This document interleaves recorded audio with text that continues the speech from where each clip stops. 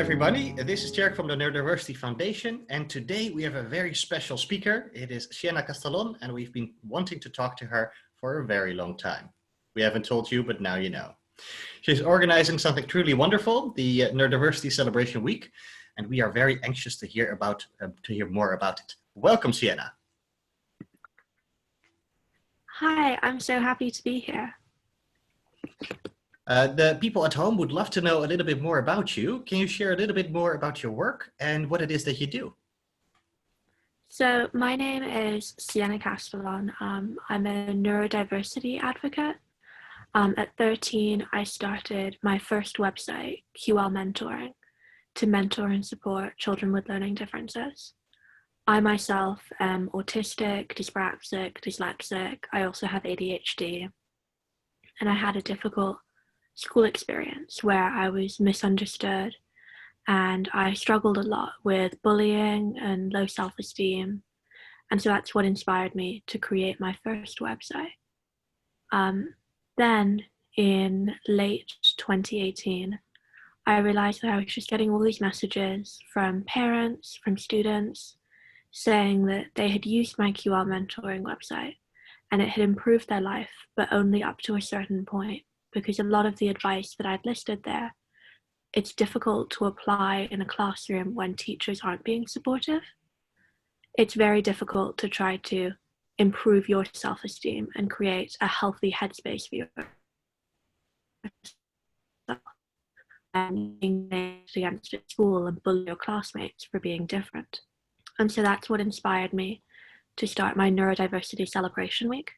My week has 3 aims. The first is to educate teachers on their neurodiverse students. The second is to educate neurotypical peers on the experience of their neurodiverse classmates. And the third is to empower neurodiverse students. I think that's absolutely wonderful. Thank you so much for doing this, Siena. Thank you. Yeah, you're awesome. I just wanted to share that. But now back to the interview. Can you tell me a little bit more about the situation in classrooms in the UK? Siena is located in the UK, where it comes to neurodiversity and how this works in your area. So in the UK, we have GCSEs that you take when you're around 16, and you have A-levels that you take when you're around 18.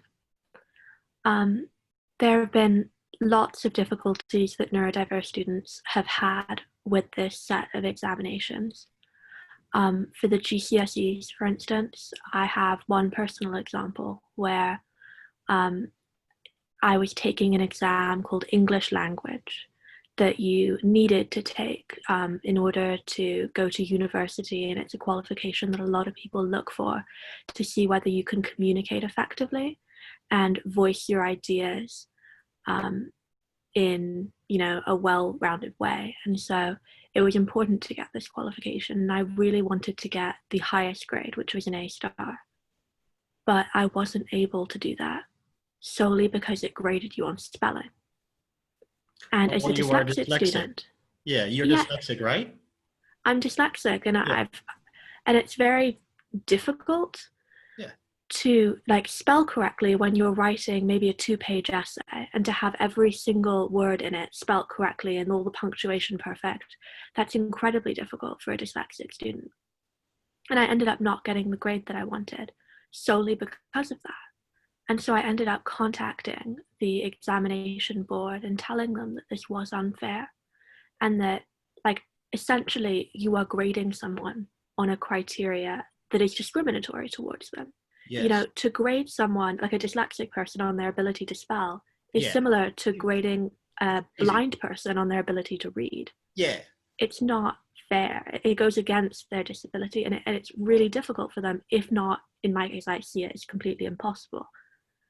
No matter how much work I put into it. And I was told, well, actually, we've given you a reasonable adjustment, and that's extra time. Which, all the time in the world, I'm still going to spell wrong. Yeah, like take a week, but it doesn't change the brain. Yeah. And so Like, that's just an example, and I'm still trying to get that changed, because I think that it's unfair that I basically walked into that exam minus 15 points just automatically. Yeah. All my other classmates started here, I started here. So you started that when you were 13. You said you're still busy with trying to change that. That seems like a long time. Is it difficult to change these kinds of systems? It's very challenging, because a lot of people, you know, they don't see that it's a problem. People just think, especially with ADHD and dyslexia, there is an idea that they don't actually exist. I mean, there are two sides of it, two wrong ideas. Either that everyone is a little bit dyslexic, everyone's a little bit autistic, that I get a lot. I had one teacher who told me, you are socially awkward, and everyone is a bit socially awkward. It's something that you grow out of. I was a bit socially awkward when I was your age. And she's like, everyone is a little bit autistic. And the only reason you have that diagnosis is because your parents decided to get you that diagnosis. And she was like, if I decided I wanted to get diagnosed, I could be diagnosed with autism so easily. Everyone could. And so I'm not going to give you a reasonable adjustment because of that. Because then I would have to give it to everybody. That's extremely insensitive. I know, and it was hurtful, and I've gotten that comment throughout all of my learning differences. With dyslexia, I was told, oh, yeah, everyone's, and my teacher said, oh, today I misspelled a word, that makes me dyslexic. And I'm like, that's not, I misspelled that's not it. and which, and I'm 17. Yeah. Like, that's not. And if you look at it in the context of the situation, like, I'm able to write essays on history and politics and pretty advanced subjects, but yet I'm misspelling which. Like, that's something that shows that there is a difference there. And it's not just your everyday person that's doing that. It's your dyslexic individual that's doing that. And so it's difficult to make any progress when people don't even believe that you have a learning difference that requires adjustments. Well, I think it's very brave that you're fighting for this, because you're not just fighting for yourself, but you're fighting for all the next dyslexic students, you know, that are younger than you, that are still in this situation. And we hope that if people are watching, even from at home, that we can do something about this, because we need everybody to solve these systems. The fact that Siena is being a hero all by herself doesn't mean that she doesn't need the backup from others like us. Here in the Netherlands, we have something similar. We did research about how many autistic children are noticed by their teachers and how many of them are considered to be bad kids. And we found out that about 5,000 students were not recognized by their teachers as autistic, which meaning that very often they will get a label as if they will be naughty or bad or misbehaving, while it was actually normal behavior misinterpreted by the teacher. And these kinds of sad stories are still now in the world, even in 2020. But hopefully in the future, we get a better angle on this. How is it that you want to change these rules? Is it by formulating a law? Is it by making contact with schools? Is it with making contact with politicians? What are your ways of trying to change this? So oftentimes I just contact the exam board directly, and I'll post about it on my social media platforms. I have a Twitter account, and I'm followed by a lot of teachers and Senkos and people involved in the community. And so making them aware and now making them able to advocate for this is another thing that I do. I also heard that your the Neurodiversity Pride Week, no, sorry, the Neurodiversity Celebration Week is at the Brain Awareness Week. Is it accidental that the two were combined, or did you have like a plan? Sorry, you cut out and I didn't hear the question. Yes. Is it a coincidence that the Neurodiversity Celebration Week is in the same week as the Brain Awareness Week worldwide? No, It's not, oh, sorry, it is a coincidence. It is, okay. How it worked was I had Neurodiversity Celebration Week at a different time the first time I did it, and there were a lot of difficulties with people saying, you know, it's kind of near exam time. It's near the time that we put on the school play, and there were just lots of things where people were like, oh, we would do more if it were at a different time, because it's difficult to dedicate a whole week to neurodiversity when you've got people who are taking really important exams. And so, and we want to make those exams the forefront, and like mental health during exam time the forefront, and just to make it kind of make sense in the time. And so I decided to change the week, and that was just the week I ended up changing it to. Okay. We in the Netherlands, we all thought it was a master plan, that it was another coincidence, but it was. Can you tell me a little bit more about the Neurodiversity Celebration Week itself? What kind of things are going on? I'm saying this because most people in the Netherlands that are watching will have never heard of this week before. So it's new information for them. Well, I kind of wanted the week to be customizable to each school. I didn't want to say, this is what you have to do, because if I have that kind of rule out, then, you know, a secondary school and a primary school would want to do different things. And so instead, I put resources on my website, and I have posters, I have plans for assemblies, I have plans for activities. And so teachers can go through that and pick what's relevant to them and what they think their class will enjoy. An example of an activity that has gotten really good reviews where the teacher splits their class up. Wait, can you repeat that? The activity that had really good reviews was? The activity that had really good reviews is this one that involves the teacher splitting up her class into small groups. She then explains to them that they have to cut out shapes, and the group that cuts out the shapes the fastest will win. Except the groups have disadvantages. And so one group has their arm tied behind their back. One group is blindfolded. But there's one group that has no disadvantages. And so the group with no disadvantages always wins. And they will get their reward, and they will celebrate. And all the other groups will say, that's unfair, because yes, they did it the fastest, but I showed this ingenuity. Like, we found this really cool way to cut shapes with an arm tied behind our back and not being able to see. And we delegated roles, and we showed all this creativity. And we did a really good job considering that we had this disadvantage. And we were being graded on something that it was going to be incredibly difficult for us to do. And then the teacher will listen to their points and then say, well, that's exactly what it feels like to be neurodiverse. And to be told, like, oh yeah, you're going to be graded on something that will disadvantage you. And you're not going to be graded on your ingenuity, your creativity, the skills, your work ethic. It's just going to be how you perform in this test that, you know, looks at your spelling, looks at kind of the way you can organize points, which when you're dyspraxic is very difficult. And so it gives neurotypical students an insight into what it's like to be neurodiverse. And I find that after that, a lot of them just have a different perspective, and they realize, like, it is difficult, because it's very easy to look at someone who's dyslexic and be like, well, they look just like me. Yes. They probably have the same struggles as me.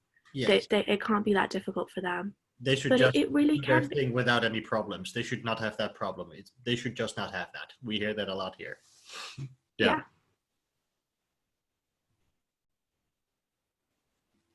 But they do. I know, and it's difficult, like, especially with autism. I've got a lot of anxiety, and I've got a lot of just like difficulties with even going outside some days. I have a sensory processing disorder that means that I'm incredibly sensitive to bright light and smells and sounds. And I live in London, and so there are days where I'm on the tube where I'm like walking down crowded sidewalks, and then I'll go and I'll like give a talk after having like multiple panic attacks that day. And it was like a whole process to get there and use the tube. And I'll give this speech, and then I'll come off the stage and someone will say, I wouldn't think you were autistic by the way you gave that talk. But they say it as a compliment. They're like, oh yeah, it's not like you're autistic. And I'm like, you haven't seen the whole backstory. Like, sure, I look, you know, I could pass as neurotypical just when I'm like standing here. But that doesn't mean that I don't have all these struggles, and that doesn't mean that I'm not autistic. Does having all these struggles also create some positive qualities as well? You said before that with the Neurodiversity Celebration Week exercise in the school, that one of the kids was then tied behind their back, so they had to find new ways to cut the shapes. Is that also something you experience in your own life, that when you have a limitation as perceived by others as a limitation, that you find your new creative ways of solving the problems that you have? Yes. I mean, being autistic, dyslexic, dyspraxic, having ADHD, every single day I solve maybe 1,000 problems. Like everything is just kind of overcoming obstacles. But the way I view it is genuinely like, if I lived on a deserted island by myself, I wouldn't be sitting around trying to overcome obstacles. Yeah. Those obstacles are put in front of me just by society and just by ideas that people have. You know, if I were by myself, I wouldn't care about my spelling. If I can read it and I know what I'm saying, that's all that matters. But I live in a society where if you send an email and you misspell something, you're not professional. Like, you're not, that doesn't represent well on you. And so that's an obstacle I have to overcome, making sure that all my spelling is correct. And then if I were just by myself, I wouldn't worry about like all the bright lights and all that stuff, because I would just avoid it. Yes. But I'm in a society where, you know, you're forced to go outside and go to events and go to things that aren't autism. Talk to everybody. Yes. I didn't realize you were talking. You froze, and then what did you say? I made the talk sign. This is also something that we have to do a lot. And sometimes a lot more than what we're used to or common to. And I also see a lot with the autistics around us and the other neurodivergents, that a lot of the problems are created because sometimes a speech pattern is different, and then the other is expecting their speech pattern to be the same as ours. And then it's different, and from there, these small escalations come from, where it really does feel like we are a minority doing it in a different way. In a big bastion of people doing it in a similar way. Which always gives me like the sense of, you know, that autistics like you and everybody else, that there needs to be a lot of courage to thrive in life and to get up and to do those talks and to do everything that you're doing. And that does come from somewhere. So do you think you were born brave, or do you think you've gotten more brave because of all the adversity and the struggles that you've been having? I definitely think I've just kind of become this way through just years of working through it. When I was younger, I don't remember all of it, but my mom would explain to me how I would just have like meltdowns over stuff like lights and sounds, but I wasn't able to explain it.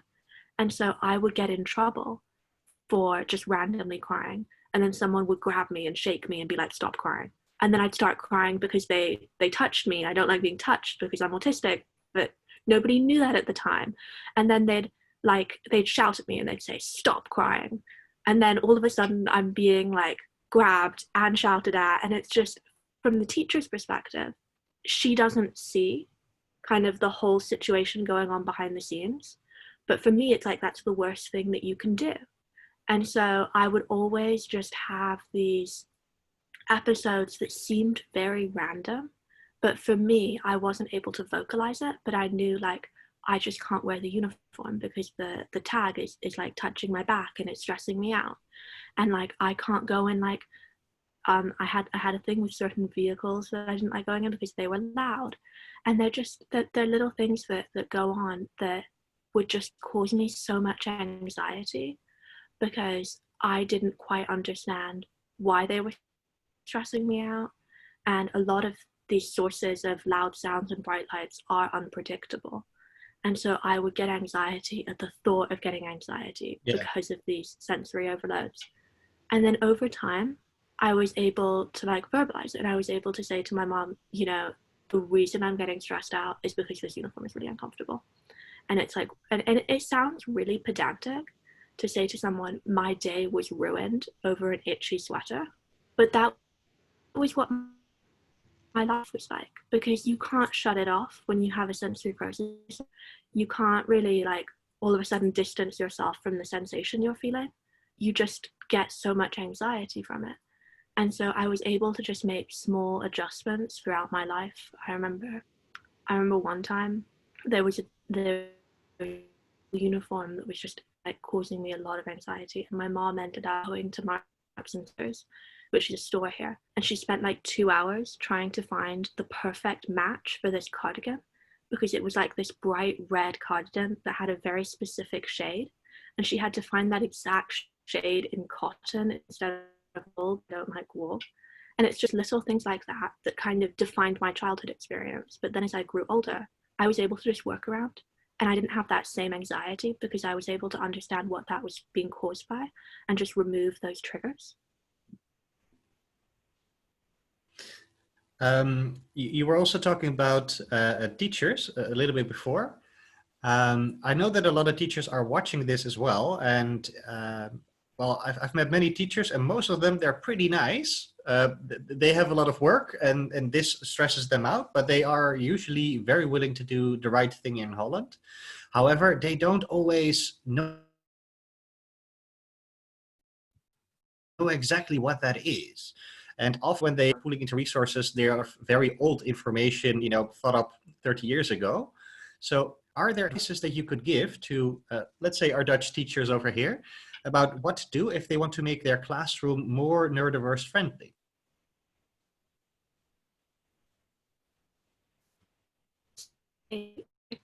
Primarily just listen to your students. Can you repeat that? I read this quote. Oh, sorry. I would begin with just saying, listen to your students. I read this quote that doesn't sound particularly like well written or insightful, but then when you think about it, it really does speak volumes. And it's, if you've met one autistic person, that means you've met one autistic person. And I love that quote, because some people have this idea that, oh, I met Siena, and Siena doesn't like bright lights, and she doesn't like bright sounds, and she doesn't like when I use this whiteboard pen because it smells really strong, and she doesn't like the cafeteria, and she's autistic, and she said that she doesn't like those things because of her sensory processing disorder, which is linked to her autism. And so now I know that all autistic people don't like these things. And so then that teacher might meet another autistic person or have that other autistic person in their class and make adjustments that would be amazing for me, but for that person, they might have completely opposite struggles. There are some autistic people who have the reverse sensory processing disorder that I have. So they're fine with bright lights and they're fine with all that stimulus. If anything, they're actually very receptive to it. And so like my sister, for instance, she would always need things to be very tight because she didn't have a good body awareness. And so she would bump into people and bash into things, and she would have massive bruises on her arm that she couldn't feel getting because she wasn't sensitive to touch. And so if you give someone like my sister the same adjustments that you're giving me, she won't benefit from them. Yeah. If anything, she needs completely different adjustments. And so you're putting all that time and energy in to something that's not going to pay off. And so I would say, really listen to your students and what they need and just adjust. So it's not just listen, it's also see each student as an individual, unique being with their own individualized needs, so to say, which might be different even when they're same type. Yeah. I think that's very good advice. No, I really love that quote, like, because a lot of people they're well-intended, but they do think that, you know, a lot of autistic people have similar struggles. And that's true, but there are people who have complete opposite struggles who are still on the spectrum, and that needs to be recognized. Yes. And thank you also for, you know, teaching the people here about, you know, the variance of that, because it's really true. We all have these different knobs, so to say, or different amplitudes of how deeply we're affected by things. And we do still get in Holland as well this comment of, hey, you don't look autistic, or that were all taken as the same, as a similar type of robot, so to say, instead of unique beings, each in their different flavors. So thank you. There's something else I would like to ask you as well, because next to students, there's also a couple of young neurodivergent women here as well watching. And they are going to school still, some of them in high school and some of them already in the next step. Are there words of encouragement that you can give them? Yeah, so I was diagnosed with dyspraxia first, then dyslexia, and then I was diagnosed as autistic when I was 12. And one of the struggles that I got in getting diagnosed is that women present very differently to men. And so when people think of what autism is, they think of the male stereotype. Yeah, the guy with the trains and the Rain Man, that stuff, huh? Yeah. Yeah, they think of someone like my mom, for instance. That was what she thought of when she thought autism. Like someone who was just very obsessed with their little thing and you can count all the, like that Rain Man kind of idea, and someone who couldn't interact socially. Whereas with me, I struggled with social interaction, but I was really good at masking.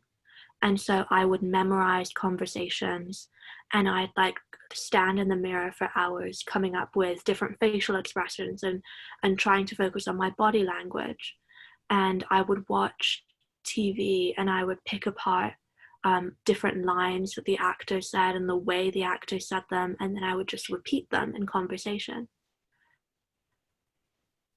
And it looked awkward, and it was clear that I wasn't like super good at socializing and I wasn't charismatic. It wasn't quite a red flag. And people just thought, oh, she's nerdy.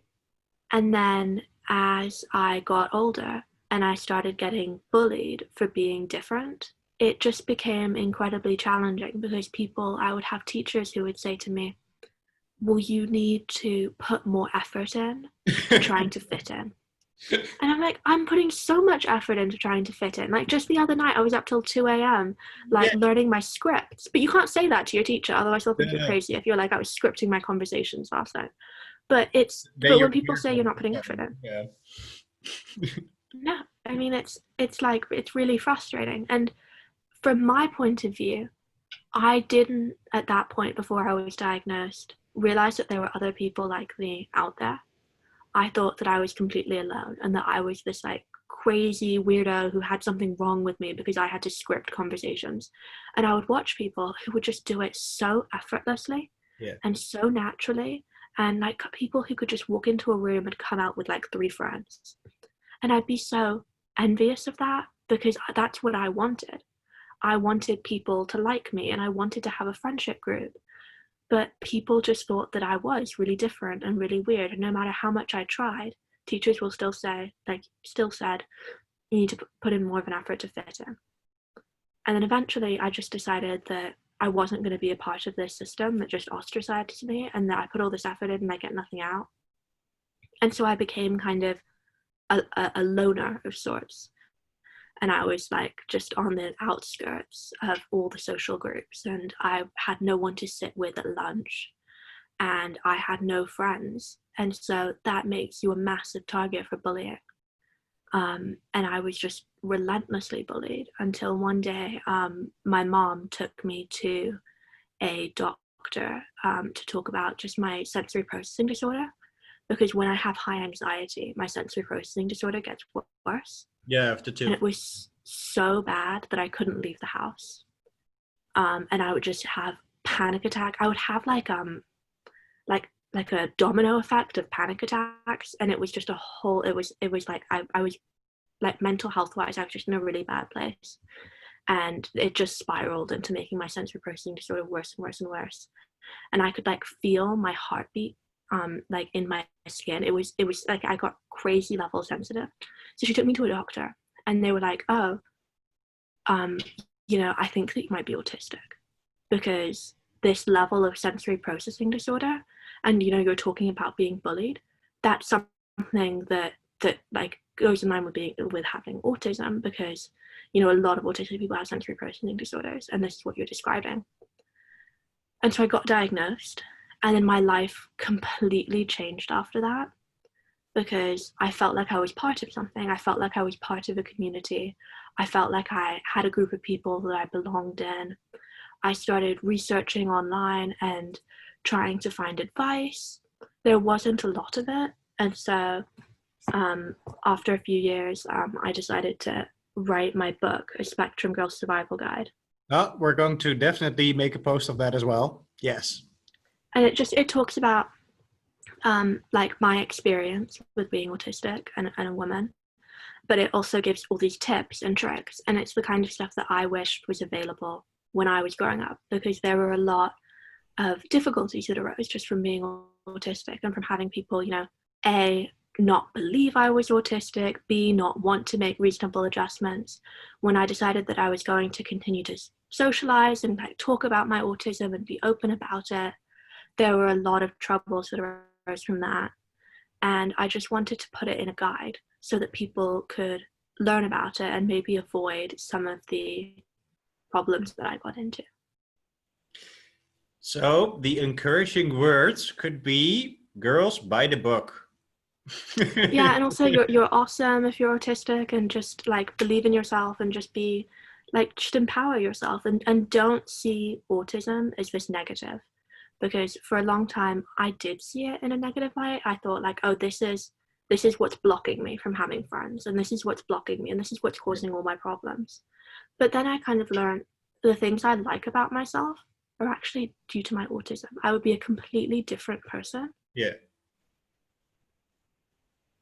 I would recognize myself if I were autistic, because bits that are so linked into my identity, like my love of math and my passion for things, and, you know, being an introvert, it helps you really know yourself.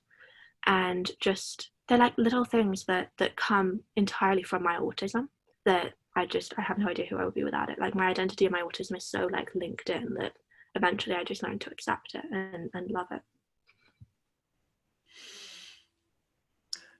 You also told that there are some skills that you did to, for example, the scripting, but also some of the other small tricks that, you know, autistics do. And of course, the neurodivergent family is bigger than just autistics.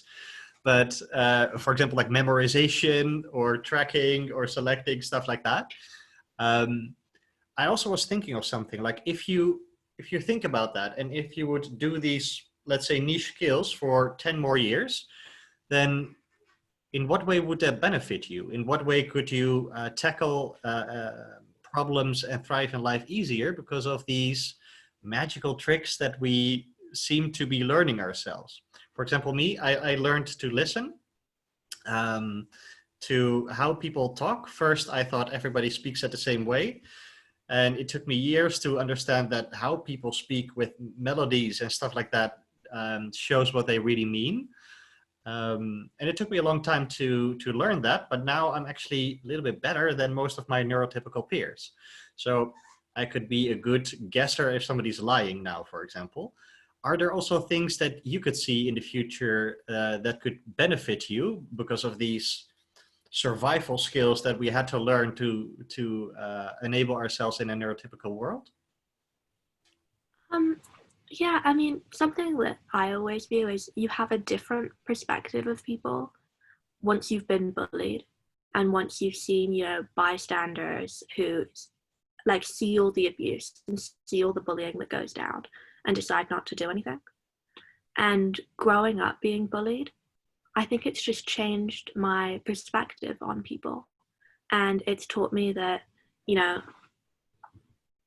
you can't always assume that everyone's going to have your back and be kind to you and be supportive.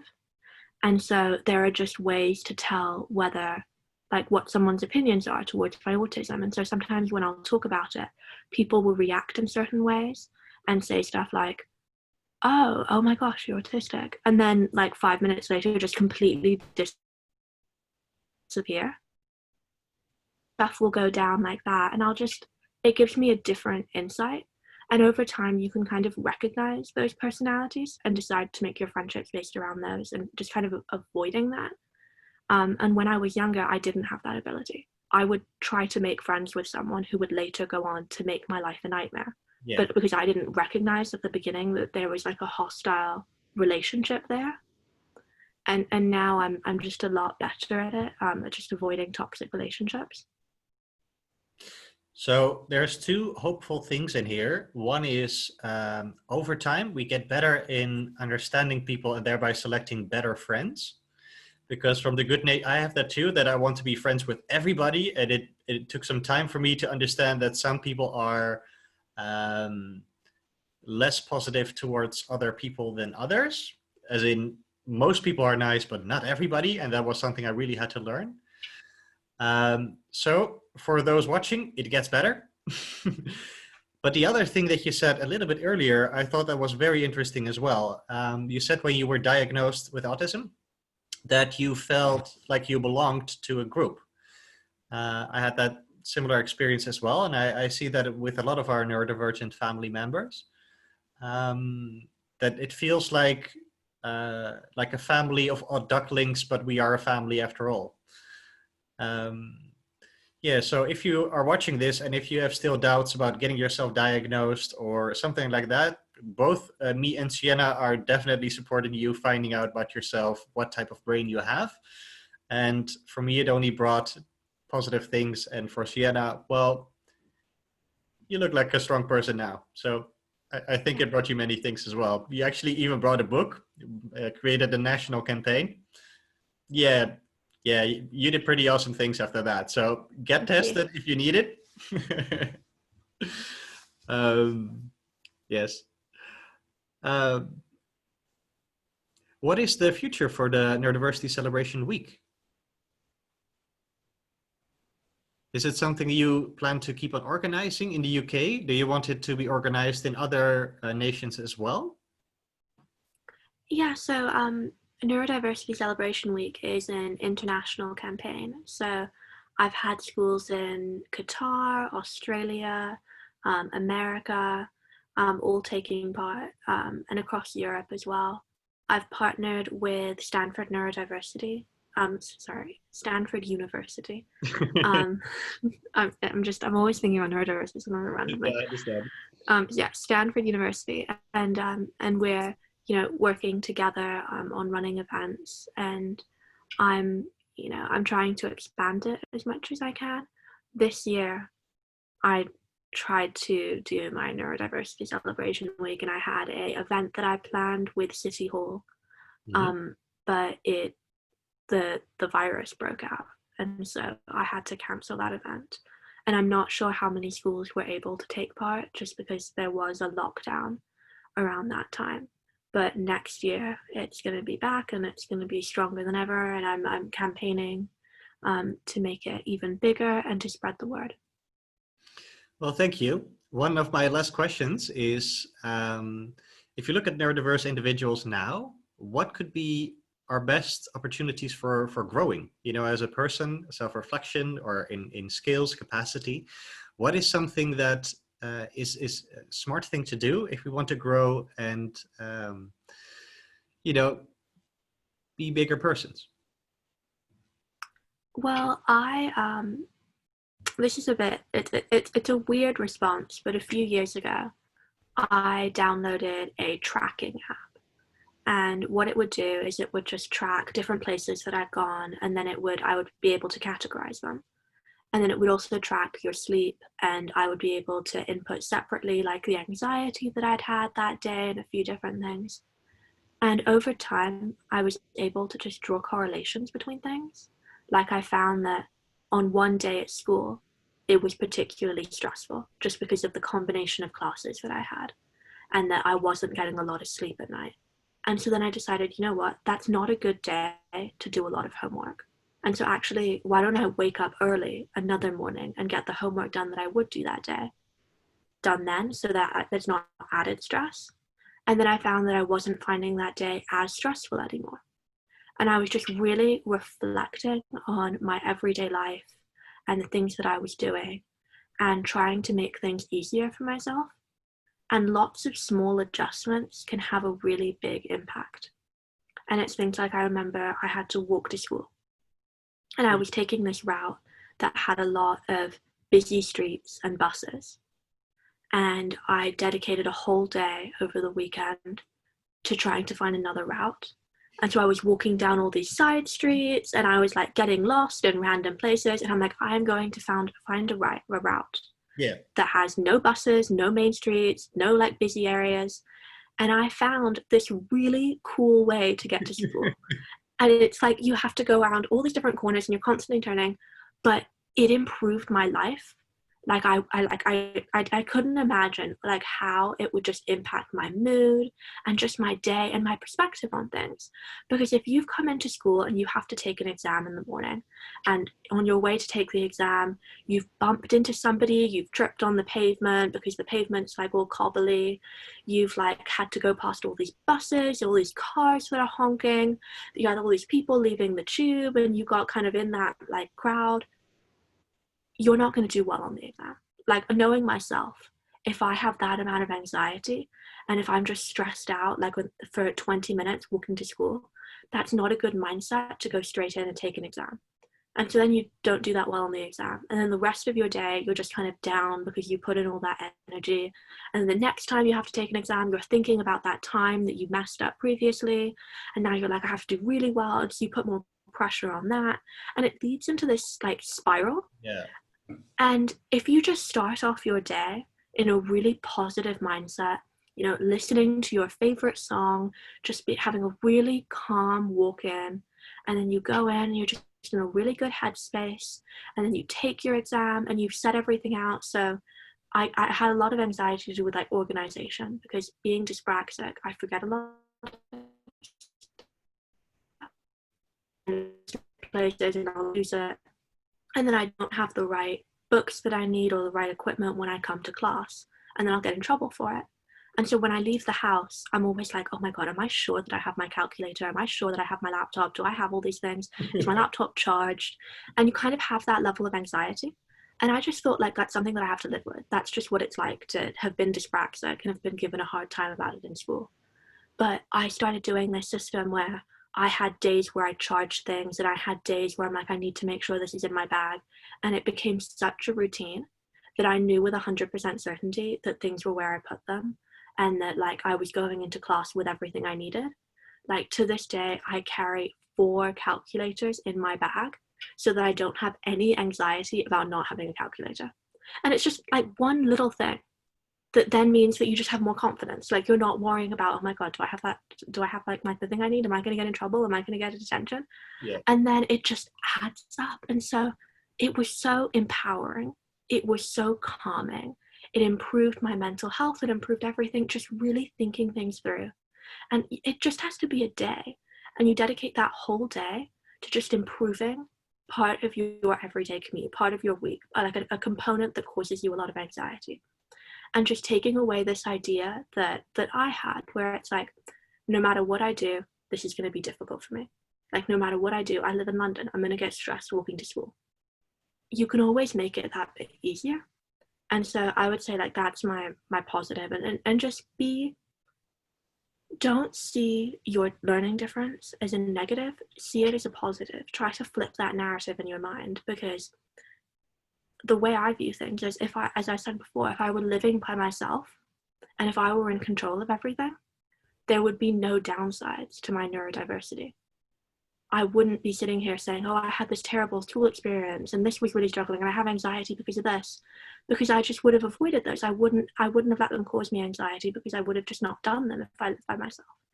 And so trying to kind of create a balance between living in a society that isn't particularly supportive and then how you would be if you controlled everything, and finding that in between where, you know, you're just not allowing those differences to take over your life, you're just allowing them to empower your life. Do I also hear you well when you say that you shouldn't think of yourself as a victim, but more as a person who can actually solve your own problems?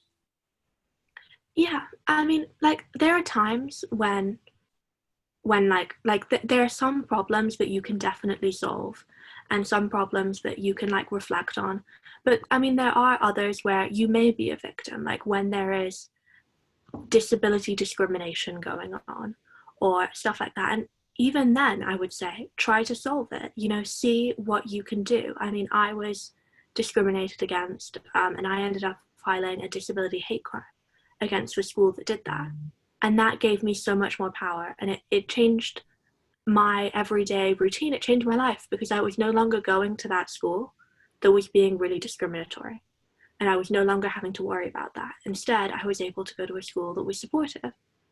And just that idea that you may be a victim in the moment, but you need to constantly be thinking, how am I going to get out of this, and how am I going to improve my life?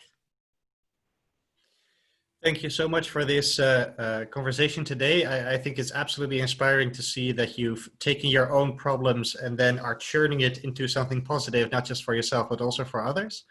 And I hope this talk gets to be seen by many people. Yes. I have a very last question for you, which is basically the space for you to say whatever you like, or to promote your book, or to give a deep message of any kind. But you can have the last thought in whatever way you would like. Siena, the word is for you. Okay, well, thank you. I would just say, if you are neurodiverse, just don't see it as a negative, because although society and maybe some teachers might tell you it's a negative, you've just got to flip that. An example I can give is the first year that I started Neurodiversity Celebration Week. A school reached out to me and they said that they had a child who had ADHD, and they'd been told by a lot of people, you know, you can't sit still. How are you going to have a career? How are you going to work in an office if you can't sit at a table for like 5 minutes? What are you going to do with your life? And people kind of for him, and he saw himself as someone who would grow up to be a failure. And he looked at all his classmates and he was like, you know, you can have successful careers, but because of my ADHD, I can't accomplish anything because I can't focus. And that's something that's so fundamental to, you know, the career kind of ladder and the career structure and getting a job, and who would want to employ me. And it led him to have all this anxiety and just mental health problem and self-esteem problems. And he kind of started giving up on school as a whole because he thought, well, this is pointless.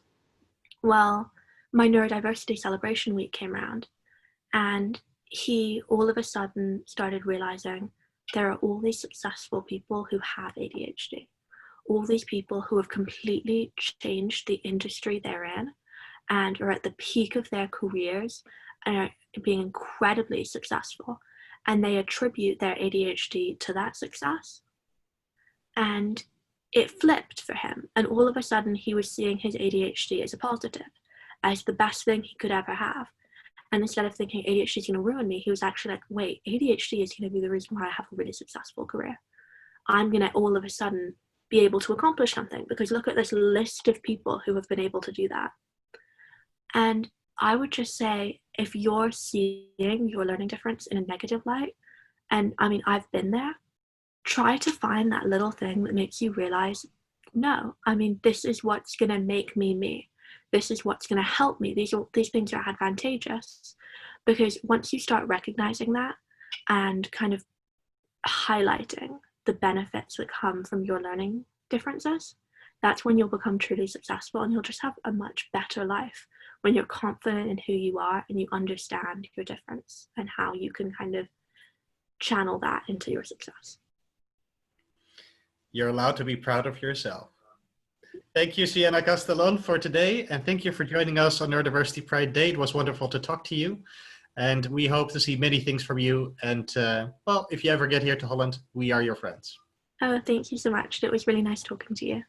Have a good day, Siena. You too.